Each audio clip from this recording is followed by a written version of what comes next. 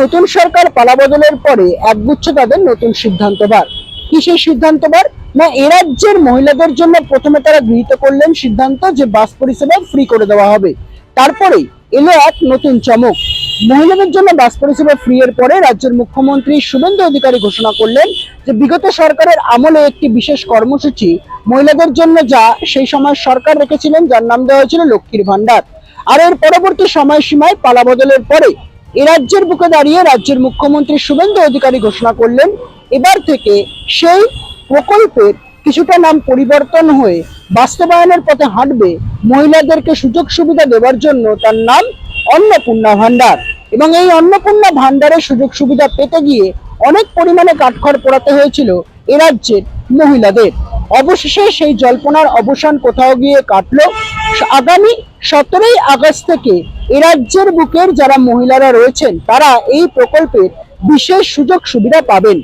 একই সঙ্গে 15ই আগস্ট পর্যন্ত তাৎক্ষণিকভাবে দাঁড়িয়ে প্রতিটা মহিলাদের ব্যাংক অ্যাকাউন্টকে তাদের নথি চেকিং করা হবে।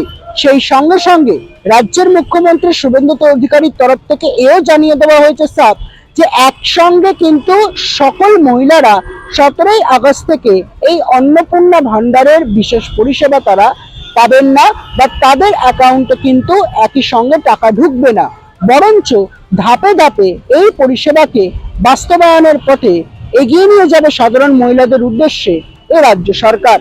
কিছু তো করার নেই না, ওকে যখন জিততেছে এখন যেটা করবে উনি মেনে নিতে হবে, না দিলেও কিছু করার নাই।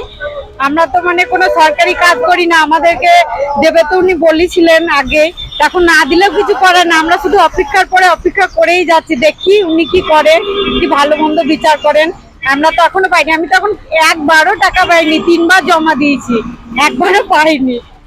দেখি, অবশ্যই খুশি। ওনার টাইম অবধি এখন অপেক্ষা করা যাক, তারপরে দেখি কি হয়। এখনো পর্যন্ত পাইনি, বলতে পারছি এখন কি হবে। সবাইকে দেবে, দেবে না কাউকেই দেবে না, এই হলো কথা। সকলের নথি যাচাই করা হবে। এই যে সিদ্ধান্তগুলো অনেকে অনেকবার অ্যাপ্লাই করেছেন, এখনো টাকা ঢোকেননি, একটা অভিযোগ উঠে আসছে। এখন অবশেষে মুখ্যমন্ত্রী ঘোষণা করছেন, এই সিদ্ধান্তটা আপনারা সাধুবাদ দিচ্ছেন? না, কি আর দেবো, দিয়ে কি করবো বলো, ওনার ইচ্ছা, ওনার যার যে ইচ্ছা হবে তাকে দেবে। সবারই দিব বলছে, সেই আশাতেই আমরা আছি। হ্যাঁ, এখন দিলে দিয়া না দিয়া সেটা ওর ব্যাপার, ওর উপরে তাছাড়া আর কি বলবো। আপনারা খুশি এই সিদ্ধান্তে? খুশি, একদিকে খুশি আবার খুশি না হও, কারণ আমরা তো যতক্ষণ না পাচ্ছি ততক্ষণ তো আমরা খুশি না, এবার পেলে তবে আমাদের হয়তো খুশি হবে। দেখো ভাই, স্বাগত জানাই, পেলে প্রত্যেক মহিলার খুব ভালো হবে। যারা আর্থিকভাবে অক্ষম তাদের ক্ষেত্রে খুবই উপকার হবে। আগামী দিনে অন্নপূর্ণা ভান্ডারকে লক্ষ্য করে কতটা বাংলার আম জনতা বা আম মহিলারা তারা কতটা উপকারিতা হিসাবে গ্রহণযোগ্যতার স্বীকৃতি পান এই প্রকল্পের তরফ থেকে, সেদিকেই থাকছে কিন্তু বিশেষভাবে নজর। দেখতে রাখুন আরোহী নিউজ বাংলা।